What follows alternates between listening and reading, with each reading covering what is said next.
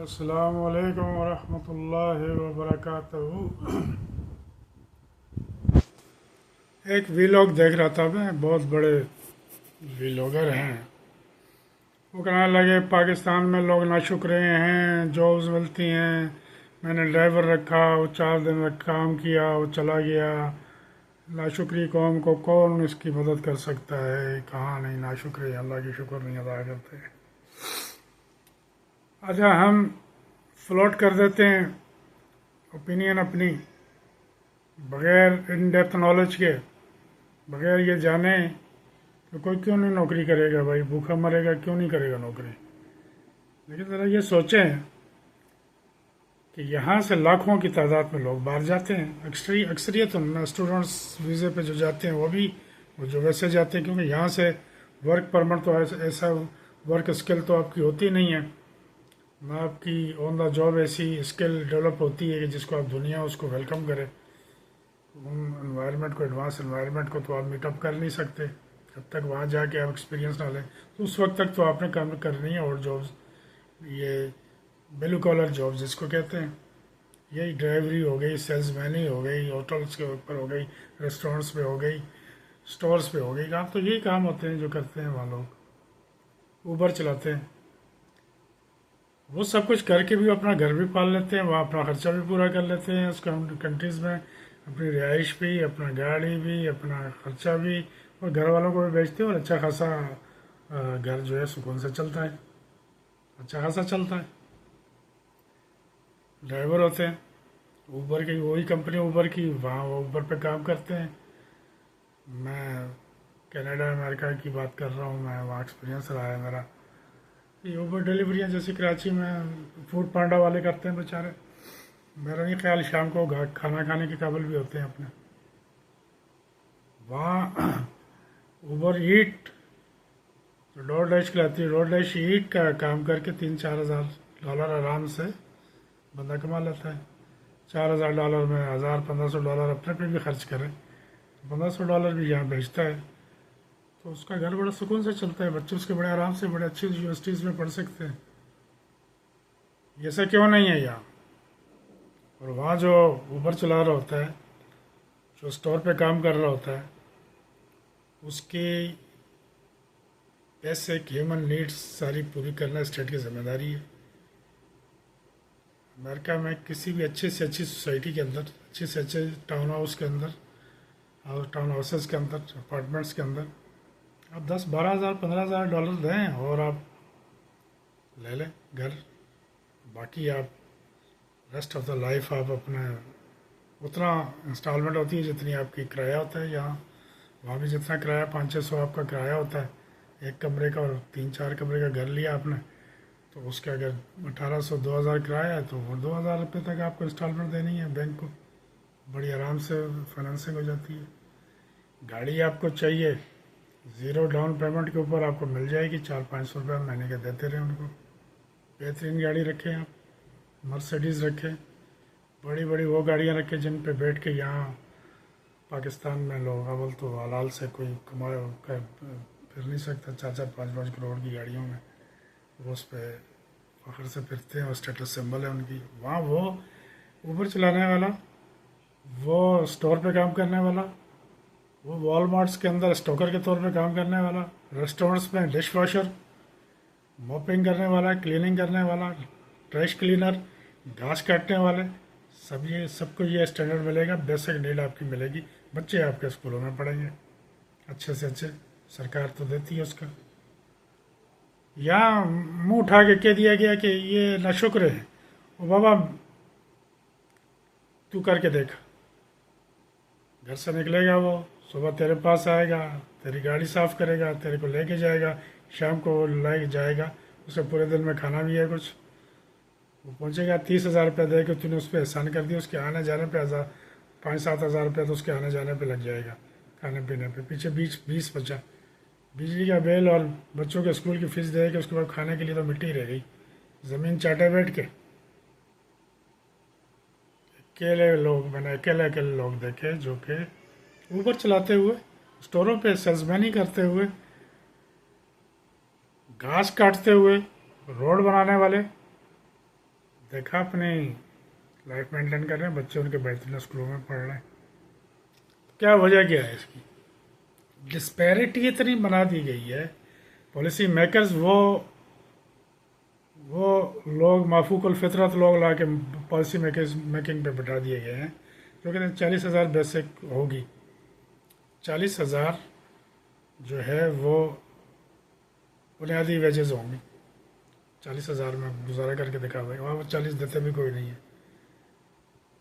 और दूसरे मुल्कों में जो बुनियादी वेजेस होती हैं वो सरकार की हायर होती हैं, प्राइवेट थोड़ा उससे कम देता है।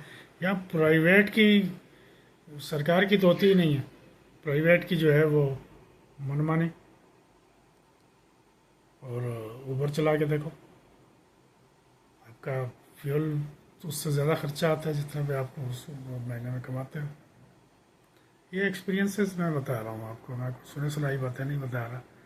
तो क्यों नहीं होता है भाई? ये क्यों नहीं होता है? ये क्या ये लोग अकल से पैदल है? नहीं, अकल से पैदल नहीं, जानबूझ के करते हैं। और ये उस वक्त तक करते रहेंगे, ये पॉलिसीज उस वक्त तक बनती रहेंगी, ये फसाने, ये इस तरह की कमेंट्री उस वक्त तक होती रहेगी। मैं लाल कहता हूँ उस वक्त तक होती रहेगी जब तक आम आदमी अपने हाथ में डंडा नहीं उठाएगा। डंडा उठाओ, ऐसी पॉलिसी मेकर्स को जहाँ मिले लटका दो, उसको जहाँ मिले लटका दो। सब पॉलिसी मेकर जो इंसानियत कुश पॉलिसियाँ बनाते हैं। तो मईशत इंसान के रूह की कातल होती है। अगर गलत मईशत होगी तो रूह मार दिया आपके, आपका जिस्म आपका जो है एक मुर्दा जिस्म आपका लिया, आप फिर रहे, क्या फ़ायदा उसका? इस्लामी जमहूरिया पाकिस्तान के अंदर वो कारनामे हो रहे हैं, वो कारनामे हो रहे हैं। मैं आपको बताऊं तो आप सबको पता होगा, जो मेरे पे गुजरे मैं बता रहा हूँ। रिटायरमेंट लेने के बाद जब मैं कुछ जमा पूंजी मिली तो मैंने कहा चलो भाई कोई रियल इस्टेट में कुछ थोड़ी सी कर लें। एक बहुत बड़े बिल्डर को, वैसे ये नाम ले लेता हूँ मैं, कराची में साइमा बिल्डर, बहुत बड़ा बिल्डर है, ठीक है जी। उसका प्रोजेक्ट जना एवेन्यू के ऊपर बहुत बड़ा प्रोजेक्ट है। उसको हमने पेमेंट कर दी और 3 साल में करनी थी हमने पेमेंट। अच्छा, मैं थोड़ा बहुत मैंने साथ में बिजनेस शुरू किया हुआ था, बाकी पैसे वहाँ लगा दिए थे। तो वहाँ से जो रिटर्न आता था या जो कुछ प्रॉफिट मिलता था तो मैं उधर दे देता था उनके इंस्टॉलमेंट। अल्लाह का करना ये हुआ, अल्लाह का तो करना नहीं होता, इंसान का ही करना होता है, मुसलमान का करना। वो जिस पार्टनर के सर कर रहा था वो सबको लपेट के भाग गया, 1.5-2 करोड़ रुपये खा के भाग गया मेरे। उससे मुझे जो प्रॉफिट शॉफिट आता था, और 1-2 और, सिर्फ एक ही बिजनेस नहीं था, 3 बिजनेस थे, तीनों के तीनों फ्लॉप हो गए। कुछ खा के भाग गए, कुछ लॉस में चले गए। तो मुझे जो रिटर्न आता था उसमें मैं घर चलाना मुश्किल हो गया। तो मैं उससे इंस्टॉलमेंट नहीं थी, मैंने उसको लिख के दिया लेटर, 50 लाख में जमा करा चुका था और मैं उसको दे चुका। मैं उसको कहा भाई ये मेरा जो है मैं अब नहीं कर सकता, कैंसिल कर रहा हूँ, तो आप मुझे पैसे वापस कर दो, जो भी ज़ाहिर है थोड़ा बहुत आप करोगे वो करके। तो उसके बाद मैं तो चला गया बाहर, ज़ाहिर है मुझे घर चलाना था, घर चलना भी इस मुल्क में बहुत मुश्किल होता है। इस मुल्क में जहाँ पे सरकार ने हाथ उठा लिए तालीम से, हाथ उठा लिए सेहत से, हाथ उठा लिए रोज़गार से, हाथ उठा लिए अमन अमान कायम करने से, हाथ उठा लिए लोगों की जान माल इज़्ज़त की हिफाजत करने से, वो जो कहा कि मेरे पैसे भेज गया, मैंने SHO से लेके प्राइम मिनिस्टर तक सबके दरवाजे खटखटाए। IGs के, 2 सूबों की IGs के डायरेक्ट दरवाजे खटखटाए, चीफ मिनिस्टर्स के खटखटाए, NAB का खटखटाया, FIA का खटखटाया। 2 साल हो गए। हर जगह से मुझे अव्वल तो आ ही नहीं रहा था, जब जवाब उस वक्त आना शुरू हो जब मैं बाहर था, और उस पर लिख के उन्होंने फीडबैक दे दी कि ये बंदा चूँकि अवेलेबल नहीं है इसलिए हम आगे प्रोसीड नहीं कर सकते।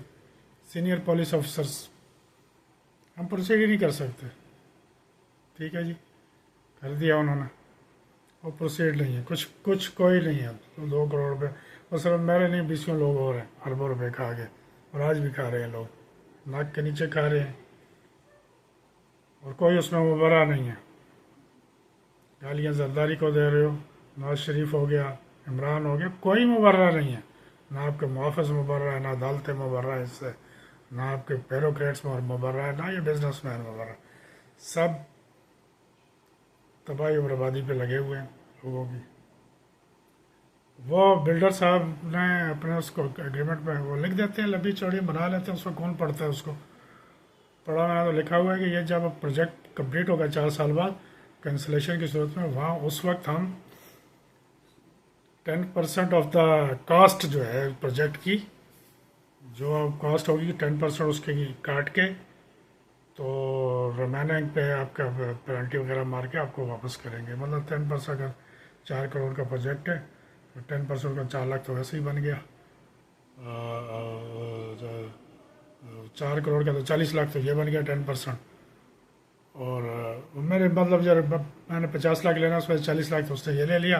बाकी जो पेनल्टी वगैरह लगा के 7-8 लाख रुपये, 2-2.5 लाख रुपये दे देगा 5 साल के बाद, 50 लाख रखने के बाद। इस्लामी जमहूरिया पाकिस्तान है। सारी अदालतों को मैं खड़का चुका हूँ, हर जगह जा चुका हूँ। अदालतों में जाना आना कोई मजाक है? आप खून थूकते थूकते मर जाओगे, कोई आपको नहीं सुनेगा। तो बताइए आप, इसका हल मैं आप पे छोड़ता हूँ, आपका हल है। आप कहेंगे ये वीडियो सोशल मीडिया पे वायलेंस नहीं फैलानी है, बताओ क्या फैलाऊँ? मैं बाहर मुशक्क़तें करता रहा, सब कुछ 60 साल की उम्र में हर तरह की मुशक्क़त की करके आप वापस आया हूँ। मेरी कमर में शदीद तकलीफ़ है, मैं कुछ कर नहीं पा रहा। घर में वो जो जमा पूंजी थी वो खा रहे हैं, बच्चे अभी तक पढ़ रहे हैं, पढ़ाई पे भी हज़ारों लाखों लग रहे हैं, बेटियां हैं, शादियां हैं, सब कुछ है। स्टेट जो है उसने हैंड्स अप किए हुए हैं, स्टेट की तरफ से कोई सपोर्ट नहीं है। तो ऐसी सपोर्ट, ऐसी स्टेट की फरमाबरदारी क्या ज़रूरी है उस शहरी के ऊपर? क्या मेरे लिए ये लाजम है कि मैं स्टेट की मैं ओबे करूँ, इसको कंप्लाइंस करूँ? शरई लिहाज से क्या इसके ऊपर हुक्म है? मैं तो जानता हूँ, आप बताएं मुझे क्या हुक्म है शरई लिहाज से? ऐसी स्टेट के साथ क्या करना चाहिए? State mean government of Pakistan, सारे अदारे जो जिम्मेदार हैं, जिन जिन अहदों पर रहे हैं ये लोग। मैं खुद सर्विस में रहा हूँ, गवर्नमेंट सर्विस में। मैं जानता हूँ किस किस तरह की तमाशबीनियाँ होती हैं ये। मैं एक वाक़या आपको बताता हूँ। अमेरिका में मेरा पासपोर्ट गुम हो गया, तो वहाँ पुलिस रिपोर्ट लिखानी पड़ती है। मैंने फ़ोन किया शेरिफ के ऑफिस, उस वक्त वो मौजूद नहीं था। 15 मिनट बाद उसका फ़ोन आया शेरिफ का। शेरिफ को आप समझ लें कमिश्नर ऑफ द पूरा डिवीज़न, मतलब कराची का कमिश्नर अगर है, कमिश्नर की के लेवल का होता है वो एक शेरिफ। उसका फ़ोन आता है मुझे, कहता है आपका फ़ोन आया था क्योंकि मैंने कहा मेरा इस तरह पासपोर्ट गुम हो गया। उसने मुझसे लोकेशन वगैरह सब चीज़ें ली। वो कहा 10 दिन के अंदर अंदर अगर हम ढूंढ के मिल गया तो आपको हम कॉल करके बता देंगे, नहीं मिला तो यही पोर्टल है, इसके ऊपर आप जो है चेक कर लीजिएगा। आपकी कंप्लेन इसके ऊपर, आपकी रिपोर्ट जो है इसमें मौजूद होगी, आप प्रिंट आउट ले लीजिएगा, फिर आप अपनी एम्बेसी में जाके अपने अप्लाई करें। वही हुआ। 10 दिन बाद जो है मैंने वो चेक किया तो उस पर रिपोर्ट आई हुई थी। उन्होंने पूरी रिपोर्ट 6 सफ़े की कंप्लेन रिपोर्ट शेरिफ ऑफिस की मौजूद थी। मैंने उसको डाउनलोड किया और फिर ऑनलाइन वहाँ से ऑनलाइन एक पोर्टल दिया हुआ है पाकिस्तान के नादरा की तरफ से, तो वो मैंने उस पर अप्लाई किया और फ़ीस थी कोई 22 हज़ार रुपये के नाम से, और $100 के करीब करीब बनती थी, और मैंने अपलोड की, पे की। अब फिंगरप्रिंट्स जो है वो अपलोड ना हो, वेरीफाई ना हो, 3-4, अच्छा उसका वेरिफिकेशन, उसके पहले अपलोड करने का एक लंबा प्रोसेस। आप पहले एक इनका फॉर्म डाउनलोड करें, फॉर्म डाउनलोड करके उसके प्रिंट लेके आएँ, फिर उस पर अपने फिंगरप्रिंट्स डालें, फिर उसका स्क्रीनशॉट लें, फिर उसको डालें, फिर उनको जाएगा, वेरीफाई होगा, ठीक है, वरना नहीं। और वहाँ अमेरिका में जो लोग रहे हैं उनको पता है वहाँ फ़ोटो कापी इस तरह नहीं होती है, ना स्कैनिंग होती है। आपको एक ख़ास जगह पे जाना होता है, वहाँ जाके आपको अपना मैटर देना होता है, तो $25-30 आपके उस पर भी लगते हैं। खैर ला के किया, मैंने अपलोड किया तो वेरीफाई नहीं हो रहा। 4-5 अटैम्प्ट के बाद मैंने वहाँ से फिर अपने यहाँ भेजा बच्चों को कि आप देखो, कोशिश करो। इन्होंने किया, अपलोड हो गया। 3 दिन बाद अपलोड इसलिए हो गया कि फ़ीस जब उसके बाद फ़ी पे होती है, फ़ी पे हो गई। 3 दिन बाद जवाब आ गया कि आपके वेरीफाई नहीं हो रहे फिंगरप्रिंट्स नहीं हो रहे। तो मैंने कहा चलें, वहाँ नहीं हो रहे तो एम्बेसी में जाके कर देता हूँ, ये भेज देंगे। एम्बेसी गया, एम्बेसी में बैठे हुए थे मौसूफ सिविल सर्वेंट बैठे हुए थे जनाब वहाँ पे। फर्स्ट अफसर तो सेक्शन अफसर तो डिप्टी सेक्रेटरी तो फलां फलां सारे बैठे हुए थे। तो मैंने कहा जी मेरे फिंगरप्रिंट नहीं, इस तरह थोड़ी होता है। ये तो आप 3 दफ़ा उनको भेजेंगे, उनकी तरफ से 3 दफ़ा रिफ्यूज़ल आएगा, फिर ला के आप हमें दिखाइएगा, फिर हमें बताइएगा, तो फिर हम देखेंगे। खैर उस दिन मैं जॉब करता था, नौकरी करता था, पूरा दिन छोड़ के जाने का मतलब है $150-200 की आपने दाढ़ी आपकी ज़ाया। पहले आप अपॉइंटमेंट लो, फिर जाओ, फिर बड़े। और मेरा तो शहर के अंदर था काउंसलर, दूसरे लोग शहरों से आते थे लोग जहाज़ों के किराए लगा के, क्योंकि उनका होता नहीं था इस तरह के लेक्यूनेस और लेम एक्सक्यूजेज और डिले टैक्टिक्स आप कह रहे हैं एकेडमिक रिक्वायरमेंट डाल के। तो नहीं, मैंने वो किया, उसके बाद 2 महीने उसमें लगे, फिर उसका आया कि नहीं आप वहाँ जाएं, वहाँ गया, उसने कहा हाँ अब यहाँ से अप्लाई कीजिए। अच्छा जी अप्लाई कर रहा हूँ, फीस दोबारा देनी पड़ेगी आपको, $300 दिए जी भाई, 1 लाख रुपए में। अपलोड उसी वक्त हुए, चले गए 2 महीने के बाद, मतलब 5 से 6 महीने लगे मुझे पासपोर्ट मिलने में, और मेरे $300 लगे। ये स्टेट इसलिए बनाई गई है। और वहाँ बैठा हुआ सेक्शन अफसर जो है, वो डिप्टी सेक्रेटरी जो है, वो कह रहा है ये तो नादरा का है, आप उनको गालियाँ दो, उनके सॉफ्टवेयर में ये मसला है, उन्होंने सॉफ्टवेयर किसी इंडियन कंपनी से ले लिया है और उसमें यूँ प्रॉब्लम है और यूँ प्रॉब्लम है और यूँ प्रॉब्लम है। एक वो अमेरिका जिसमें मैं काम कर रहा हूँ, वो मुझे ऑनलाइन 10 सेकंड में वहाँ का शेरिफ जो कमिश्नर के अहदे का होता है, वो मुझे जो रिस्पॉन्ड करके मुझे रिलीफ दे रहा है, बगैर ये पूछे कि मेरे स्टेटस क्या है, बगैर ये पूछे कि मैं हूँ कौन। और एक ये हैं जिनसे मैं अपनी आईडी मांग रहा हूँ, मुझे मेरी आईडी दो। वो मेरी आईडी देने में मुझे वो इतना तंग करें, 6 चक्कर लगाए मैंने। वो चक्कर वहाँ लगाना एम्बेसी में, जो कोई बाहर रहा है उसको पता है कितना पेन ट्रैकिंग होता है। तो ऐसे मुल्क में जहाँ पे आपके राइट्स की कोई प्रोटेक्शन नहीं है, जान की नहीं है, इज्जत की नहीं है, माल की नहीं है कोई प्रोटेक्शन, आपको कोई आपको रोज़गार देने वाला नहीं है, कोई आपकी इज्जत की हिफाजत करने वाला नहीं है, तो वहाँ क्या करे आदमी भाई। सवाल है मेरा, मैं अपनी ओपिनियन भी दे रहा हूँ कि क्या करना चाहिए। वहाँ पे खुदा की कसम, जिसको जो मिले वो करे।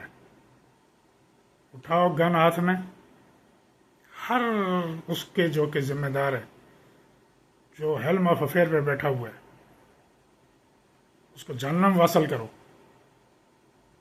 ये मैं इसलिए लोगों ने 10 लाख लोगों ने कुर्बानियाँ दी थी कि बाद में जो आएंगे वो जलील होते रहे तुम लोगों के हाथों।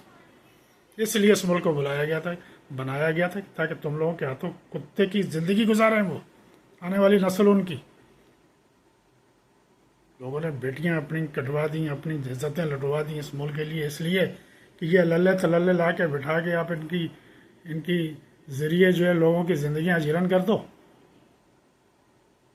2 काम कर सकते हो तो करो, हिम्मत है तो उठाओ भाई, नहीं है तो खुदा से कहो तू आ जा नीचे। अब तू शेरक से करीब होता है, जहाँ ज़रूरत है वहाँ तू नहीं होता भाई।